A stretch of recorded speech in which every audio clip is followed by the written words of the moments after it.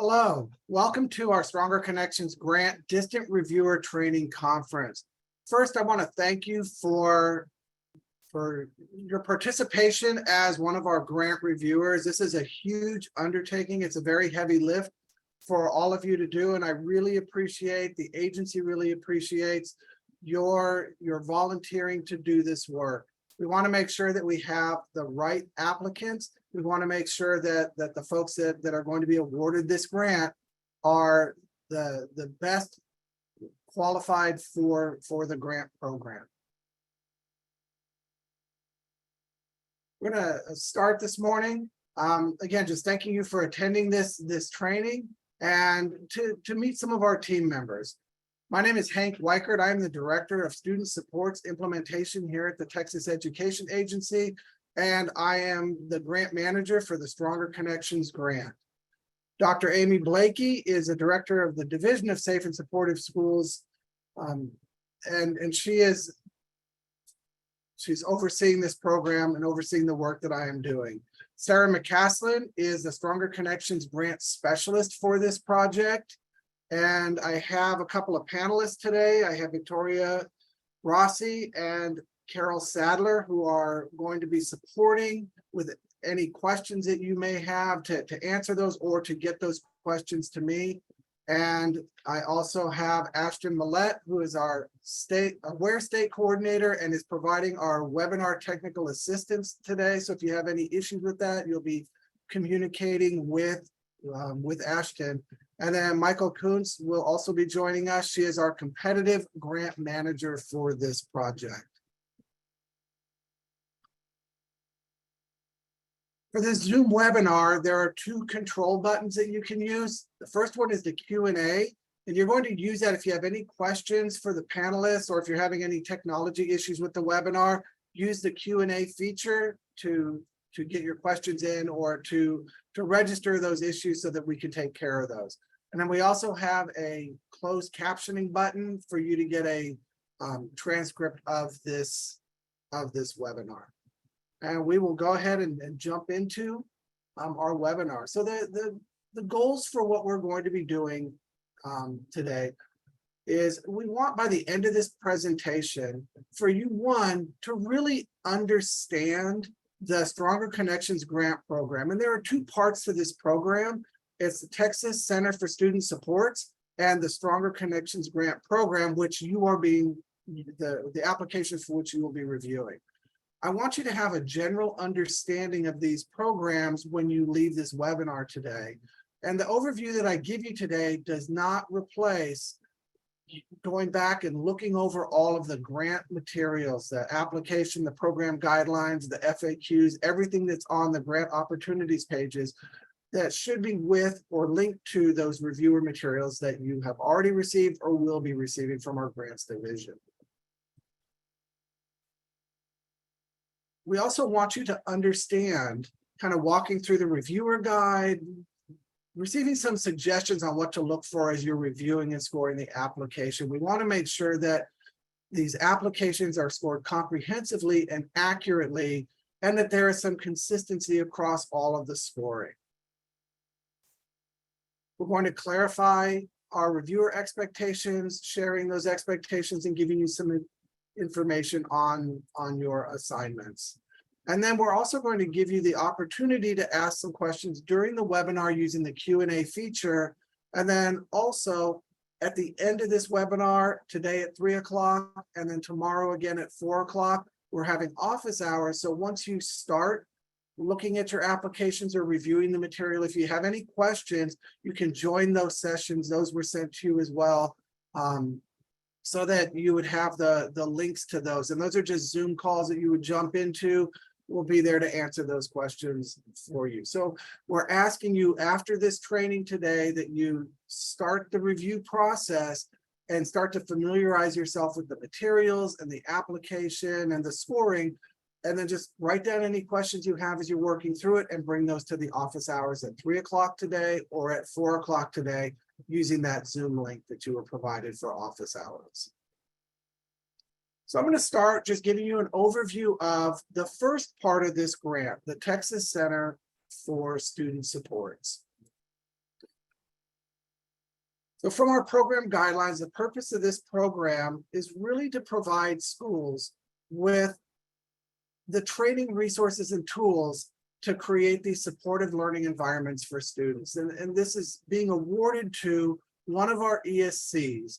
And that ESC will develop this program. They'll be curating resources and looking at all of the current programs and trainings that are out there and bringing those together under one umbrella to build this comprehensive student support program. The purpose of this program is to provide school districts and charter schools with training, resources, and supports to create and maintain safe, inclusive, and supportive environments. The program will address behavior, emotional, mental health, and wellness needs of students by assisting teachers and campus leaders with improving school climate, with developing student skills in establishing and maintaining peer relationships, providing students with a sense of belonging to their school community, and using a tiered system of support to address student needs. District teams will also use a system to monitor and manage those supports and interventions that are provided to those students and to engage parents and families as partners in this student support process. The center, Texas Center for Student Supports, will work with partners and vendors to provide this training and resources. So the student support program has several components, and these are the components that schools will be using as you're reviewing the application, and this will be part of that student support program that they will be implementing.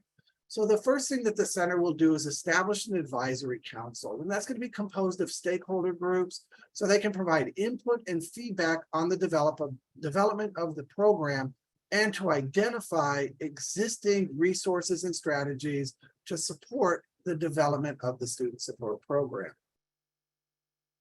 School districts, when they receive this grant, if they are awarded, will focus on improving school climate. And we're defining school climate as the quality and character of school life, including relationships, teaching and learning practices, organizational structures, and as experienced by students, their parents, and school staff.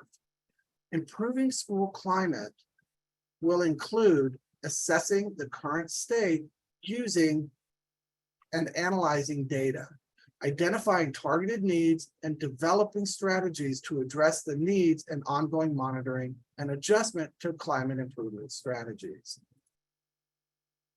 School districts will also have to implement a student support team structure that's based on an MTSS framework and includes protocols for team operations, recommendations for team staffing, standardized training, forms, resources, and tools that school districts will use to build and improve their student support teams. The training will include team member roles and responsibilities, and understanding of referral pathways, and identifying the resources and strategies to address the needs of students. School districts will also have to implement a case management structure. It will include training resources and tools for collecting, analyzing, and managing student data, assessing effectiveness of supports and interventions provided, and coordinating with external support providers. School districts will also have to engage families and parents. They'll use tools and strategies to partner with parents to support the student school experience. Parents will be provided with an understanding of the importance of school climate and the strategies that the school is using to improve it. They'll also be given an understanding of the resources and supports that are available to students and how to access those students through these student support teams. The goal of this engagement that the center will be developing is authentic partnership with parents and families throughout the entire student support process. And then finally, there's a data collection element that school districts will have to engage in. It will be a system and strategies to collect data that will provide insight into the needs of students, the student support process, and the data may include formal and informal data, which might be number of students and number of times a student has been removed from a classroom. It could be formal removals that are office referrals, or they could be informal referrals, like a student being sent out to the hallway or across the hall to work with another teacher. Also behavior, just the formal behavior consequences or actions that a school takes, like an in-school suspension or an out-of-school suspension, those will be analyzed as well. Attendance, referrals for support. What types of support are students are they needing, and then what type of interventions are being provided to those students. They'll be looking at threat reports and threat assessment data. And again, what did the threat teams provide for those students? We're really looking for a comprehensive, really a comprehensive picture of what the students experience at school.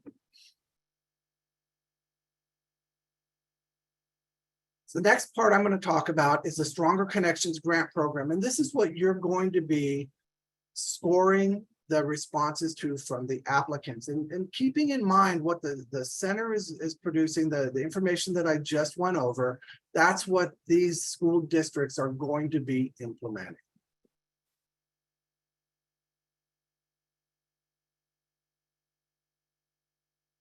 So the program guidelines outline the purpose of this program. And it again is to provide safe, inclusive, and supportive learning environments to students that really we're looking at taking care of the behavioral, emotional, and mental health well-being of students. We're really looking at improving their school experience.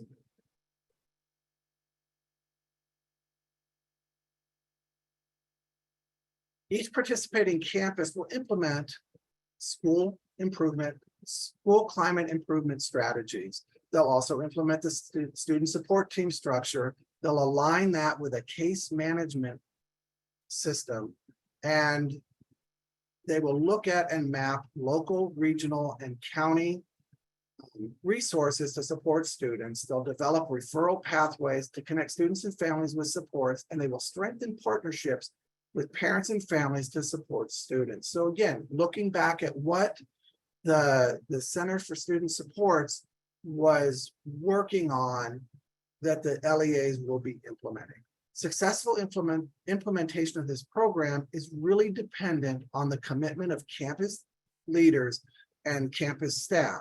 Specific training strategies and resources and tools that campuses will use are dependent on the needs that are identified by the campus. So when you're looking at the application, you want to look back at how they're going to be engaging campus leaders, campus staff, and what were the needs that that school district identified, and then how are they going to address those as they've outlined in their application.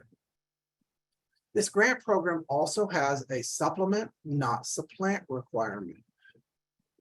I will be providing a link to this slide presentation so that you have these. There's a link here to the supplement, not supplant handbook. But essentially the purpose of this is to make sure that federal funds are not used to implement state or federal requirements. So something that might be an example of that conflict would be using funds from this grant program to train threat assessment team members. That's something that's already required in statute, that all campuses, all threat assessment teams have to engage in that training. So these funds cannot be used for that purpose. LEAs cannot use these funds to replace funds that they are currently using. So an example of that would be paying for a counselor salary for a position that already exists, that is being paid for by other local funds, or creating another position on a campus that is similar to something that already exists that's being paid for out of other local funds. So this has to be something that it's supplementing what the district is already doing, something that it's already required to do. And again, there'll be more information if you wanted that about the supplement, not supplant.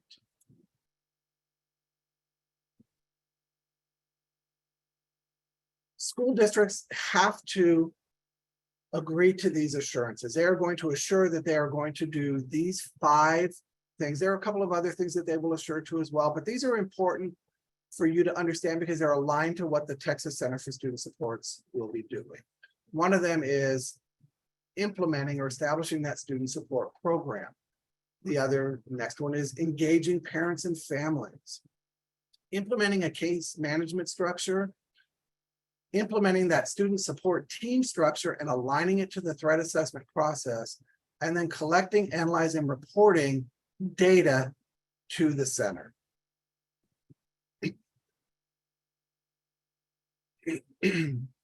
Now we're going to move into the application scoring. So that was really just to give you an overview of what we're looking at from these applicants and the program that they will be developing. And again, that overview doesn't replace going back and reading the program guidelines, reading all the supporting documents, the FAQs for each of those 2 grant programs to fully understand what it is that these school districts were applying for. And it's the same process that school districts were asked to do when they applied.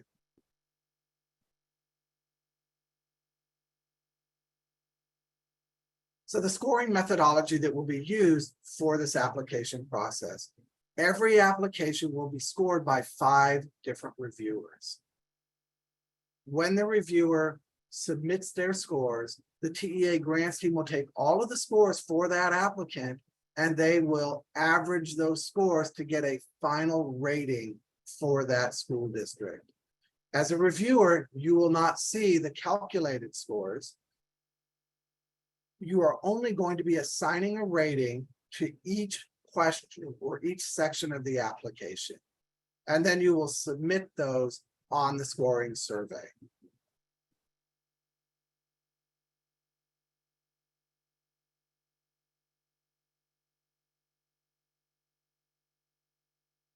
You either have received or you will receive from our grants division the materials that you see up here on the screen. There's a conflict of interest and non-disclosure agreement.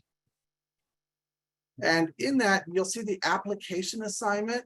Review the list of applicants that have been assigned to you and make sure that you don't have any conflicts of interest. If you have any concern, send an email to Michael Kuntz in order to determine how best to proceed. We want to make sure that we are being as objective and fair in scoring each of our applicants. Once you have reviewed your applicant list, you'll sign and return the conflict of interest and non-disclosure agreement. A violation of any provision of that agreement may result in one of the following or all of the following, any one or all of the following consequences. 1, this entire grant competition could be nullified. The LEA that nominated the reviewer that violates that could be disqualified from this particular grant competition. It could make the organization ineligible for future grant opportunities for up to 12 months. It could also have that organization named in all official announcements as to why the competition must be rerun and any grant awards that were canceled or voided. It's very important that you communicate any conflict of interest to our grants team to make sure that none of that happens. The next set of materials that you should have either links to or documents attached to that email that was sent to you are the program materials. These are public documents that describe the purpose and requirements of the grant programs. They include important details about grant requirements that you may need to refer to when you're scoring, and they also will contain the application and FAQs. You should also have received or will receive the reviewer guidelines, which provide detailed guidance for reviewers on how to score the application. The reviewer guidelines will be your primary source or resource for evaluating these applications. You will also receive the scoring survey sheet. And this is a tool to help you record scores and comments as you review the application. We would rather you use this as a tool to get this prior to inputting your data on the scoring survey tool that's linked in the reviewer guidelines. And then the final group of documents that you'll receive are the applications that the LEAs submitted with their response. And those are the documents that you will be scoring.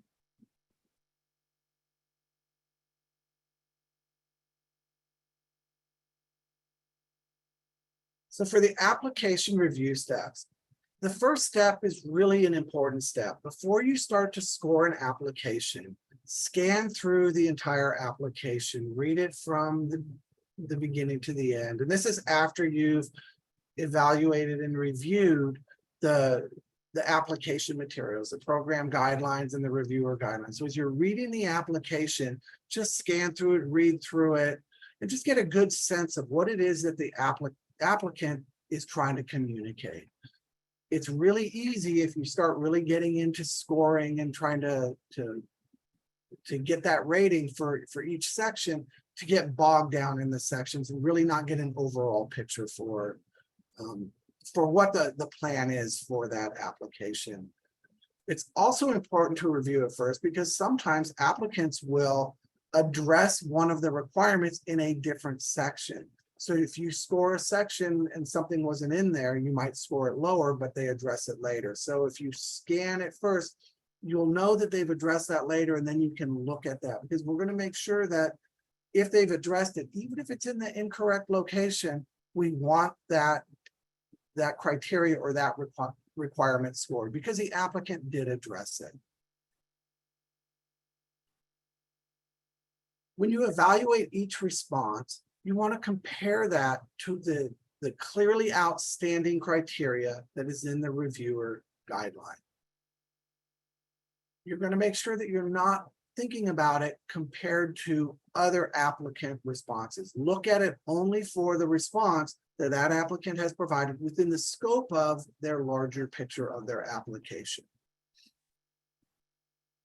The scoring PDF is something that you will use to make notes on when reviewing the application. You'll score each response, and then you can jot down or provide notes about strengths and weaknesses. That's something that we'll be discussing in a little bit. That is something that is required.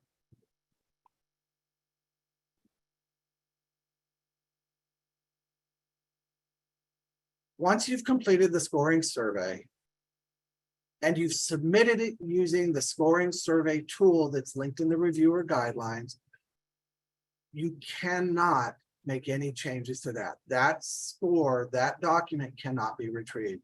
So it's very, very important, and it's why we recommend using the scoring template to go through and score and make sure that you have your scoring complete and accurate and all of your comments in there before you go in and enter them.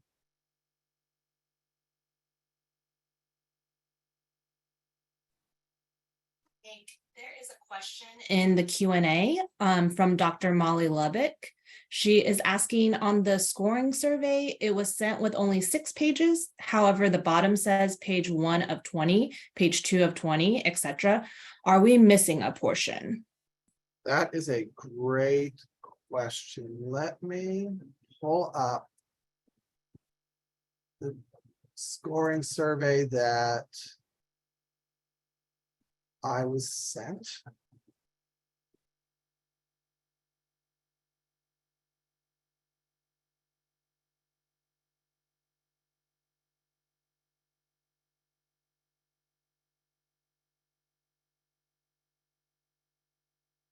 So the scoring survey that I was sent, mine says page 1 of 8. So I'm not sure what, and you said that was Dr. Lopez that had asked that question. Is this the same template that they're seeing? Dr. Molly Lubbock. Dr. Molly Lubbock, is this, if Dr. Lubbock can let us know, is this the survey that you see? I see that Michael is actually in our, looks like she's in as a participant. Is it possible, Ashton, to get Michael in as a panelist or a co-host so that she can respond to this question?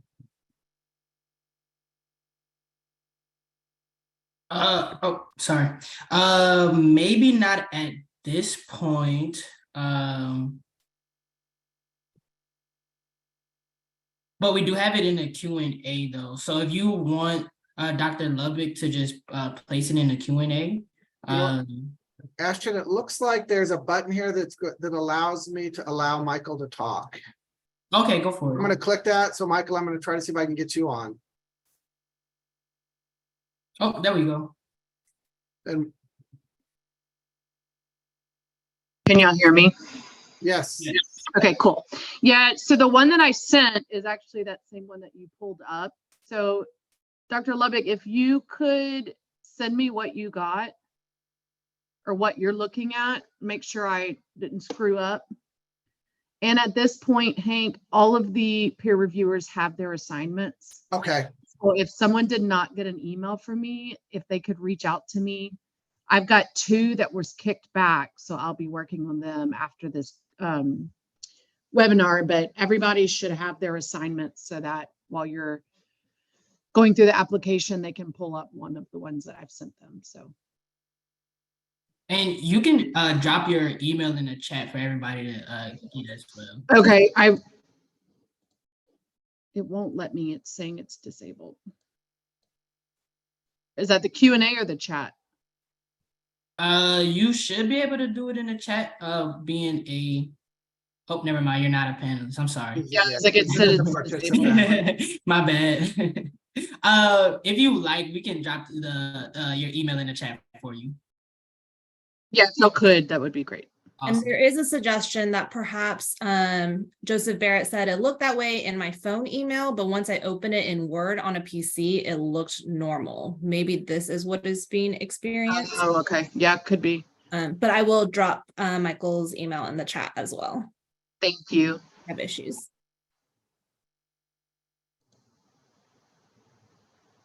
are there any other questions that came into the panelists? Want to make sure we address those before we move forward.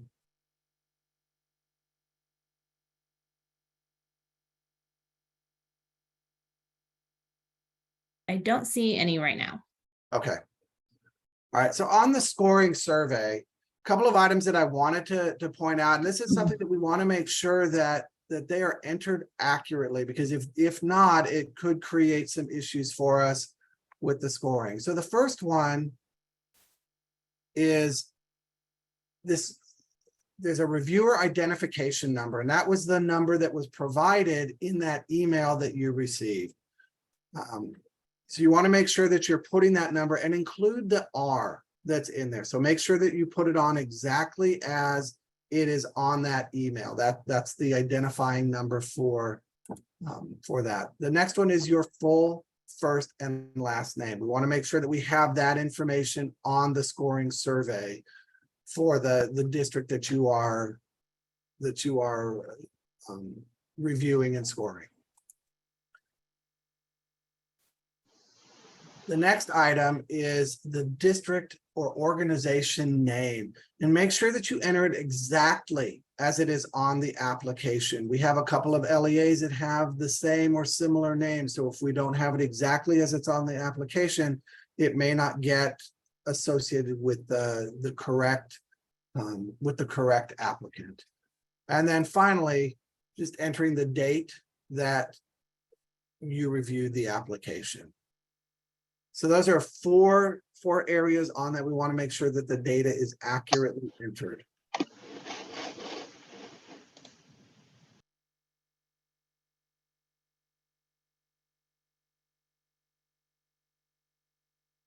So on the next slide, we're going to look at the scoring guide. So you've received the scoring guide.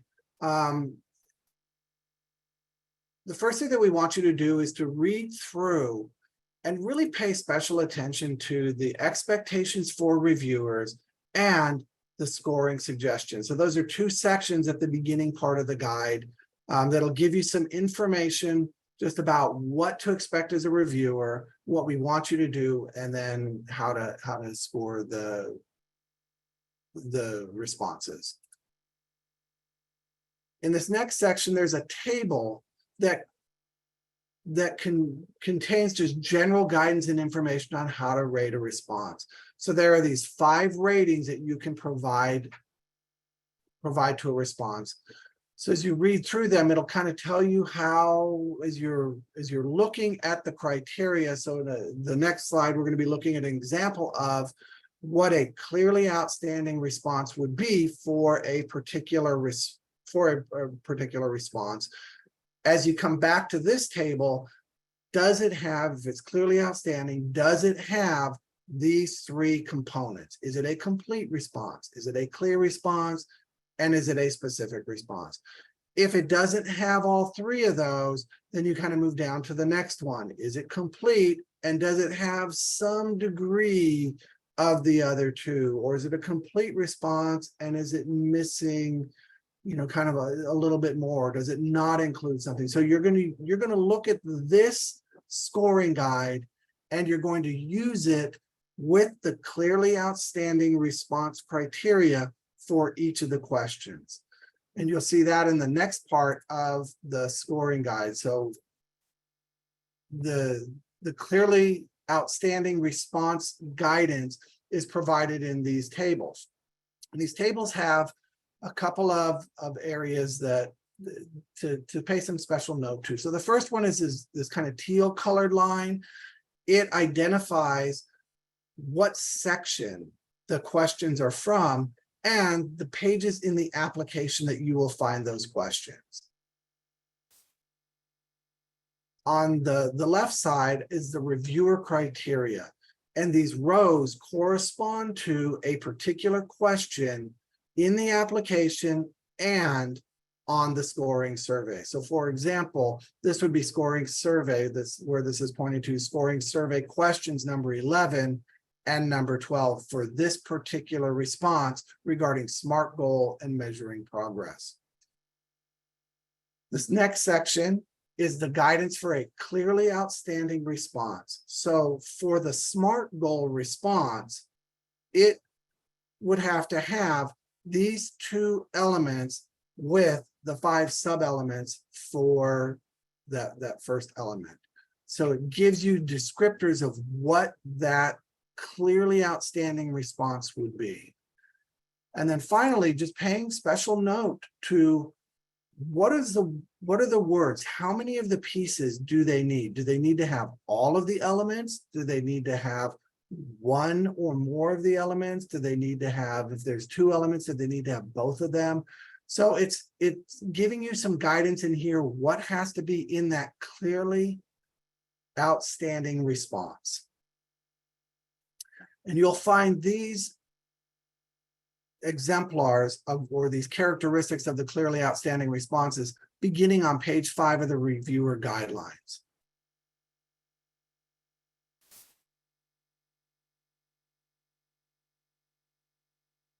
The feedback and response piece, or the strength and weaknesses piece, is a really important piece, and it's a required part of this application process.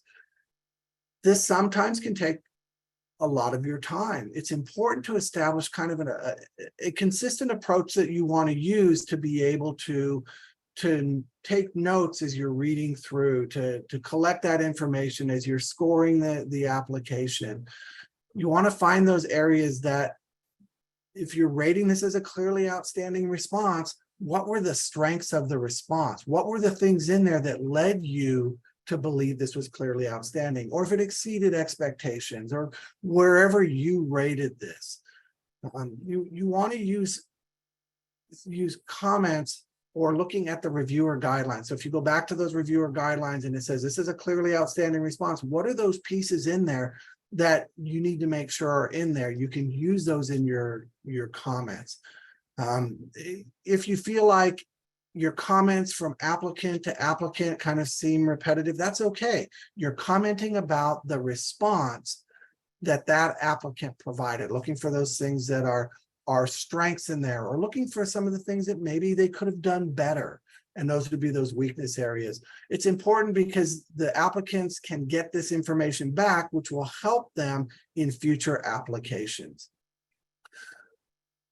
The other thing to note here is that scores and comments are public record. So any comments that you put in here are subject to an open records request and can be released. So make sure that you are putting down information that is something that you would be okay with being released to the public. An example of the first, an example of what a good comment would look like, some good feedback would be for this SMART goal example that we were talking about. So it says the SMART goal contained all 5 characteristics listed in the rubric, and they were clearly aligned to the needs identified in the application. So by letting that applicant know they hit all of the marks and it was connected to what they want to accomplish, what do they see as their needs, and how do they want to address those needs? So this is an example of a good strength of their application. An example of something that probably could use a little bit of improvement is example 2. If we put down this as feedback, this is a strong plan that will likely result in positive student outcomes. Be more specific. What is it about this plan that you think is strong? What are the things that this plan is doing? How do you think that this is going to result in positive outcomes? Where is the connection? So you want to make sure that you're giving them very specific feedback, not just this generalized, this looks good and it's going to be, this looks like it could work well. So we don't want something that's just so general that doesn't really help the applicant and improve their process. As we move on to kind of looking at your individual applications, as you start to review these independently or individually, we want to kind of look ahead and say, before you start reviewing the first application, really become familiar with all of the materials. Read through the reviewer guidelines. Understand the questions on the application and the guidance for scoring those questions. It's recommended that you go to the application, to the grants opportunities page to access the application, to access any additional information to really understand what the grant program is intending to accomplish. It'll be helpful to you if you open up that application that's on the grant application webpage and you open the reviewer guidelines and you kind of look at them together. It gives you a sense of how much space did the applicant have to answer this? What, how was it laid out? Where does it fall within the application? It gives you a pretty good sense of what they were working with to kind of get into their mind of how they were answering these questions. Make sure you also read through and skim that survey, the scoring survey template that you're provided with, so you really understand how the scoring is being done. What are you being asked to do? Where do those comments go? And then go back to the program guidelines and make sure that you're understanding what the intent of these programs were. The reviewer guidelines on page 1 through 5, again, we'll talk about kind of those expectations and some suggestions for scoring. And then beginning on page 5, that'll contain the information that you need to score each individual response. Those are those clearly outstanding criteria examples. Remember, when you're scoring an item, go back to that table that we showed at the beginning of this that shows these are the 5 different scoring ratings that you can give that. Looking at the completeness of the response, the clarity of the response, and the specificity of the response. And if you go back to that table, it kind of outlines what those are and what you're looking for. And then you're looking at those other areas if they don't have all 3 of these, and just really understanding that this response is a clearly outstanding response. And if it's not, where does it fall in that next line down? And then make sure that you're jotting down some notes and some comments on that so you can provide that feedback to the applicant for each response. And I think it's helpful if you, as you're rating it, you're filling out those strengths and weaknesses as you go through. Again, this is that table that I was talking about that has the 5 ratings. It provides you with that clearly outstanding and then kind of the breakdown of how you determine if it's not clearly outstanding, where does it fall? The one thing that I want you to really understand about this is guidance for your scoring. There's not a formula in here that says if they have 1 or 2 or whatever. You really need to use your professional judgment to determine, what does this response rate? The rating is your rating of the response to that application question.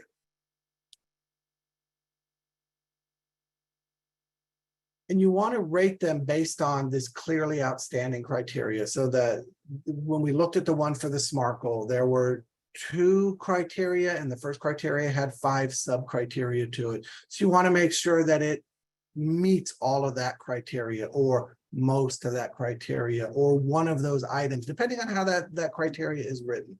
And again, we're scoring this response solely based on this response. We're not comparing it to any of the other responses from other applicants that you're reviewing. Something to remember that feedback is an important and necessary part of this process.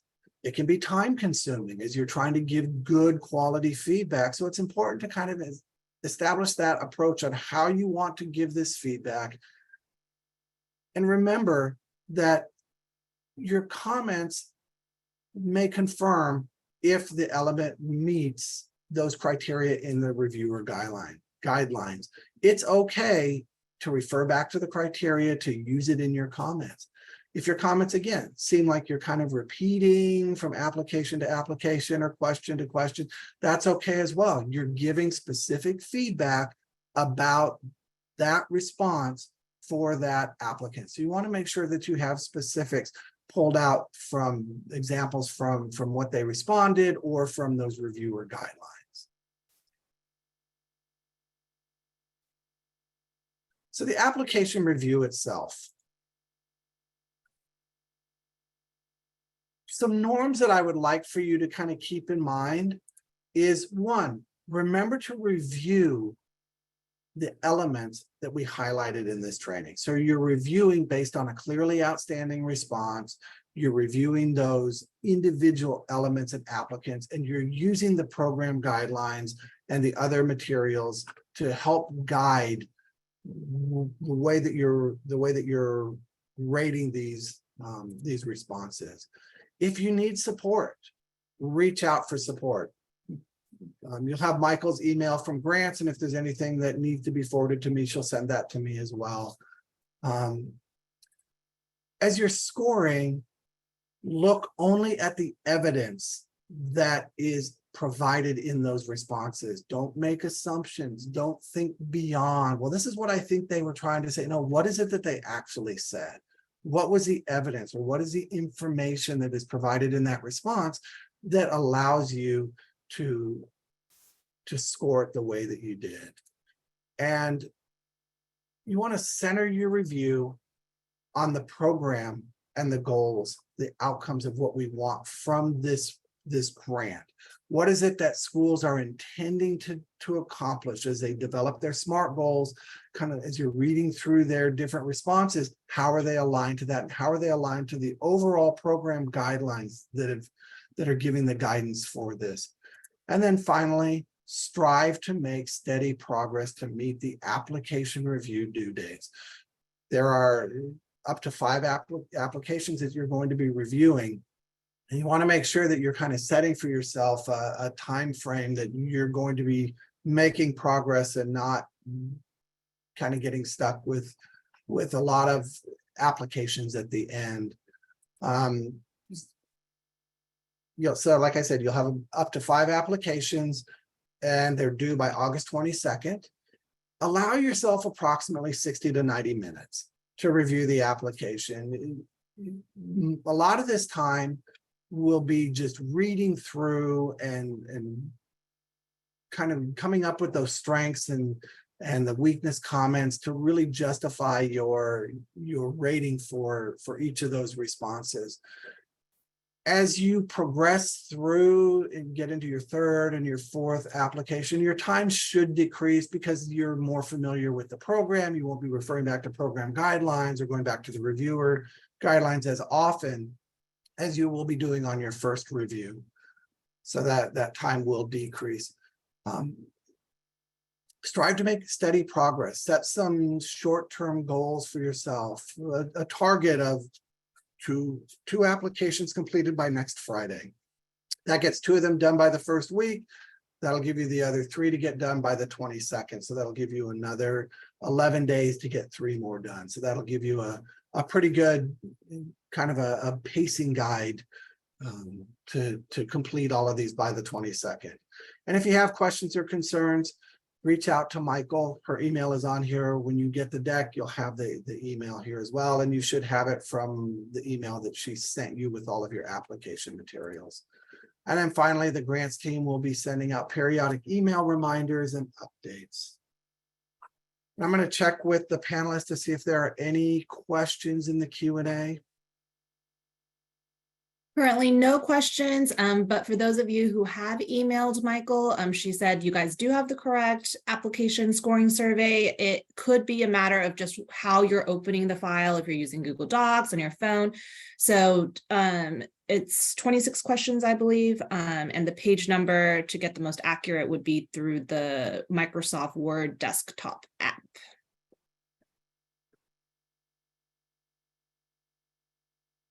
Thank you, Victoria. So just as a reminder, if you can start to look at your review materials, look at the scoring surveys, start to scan through the first application, if you can do that sometime today before 3 o'clock or tomorrow before 3 o'clock, jot down any questions and join us at the office hours that we have. Today again at 3 o'clock and tomorrow at 3 o'clock with that Zoom link, you can jump on and ask whatever questions you have regarding the application process. And that is it that we have for our presentation today. I want to thank you for serving as a grant reviewer for the Stronger Connections grant program. Your service is greatly appreciated.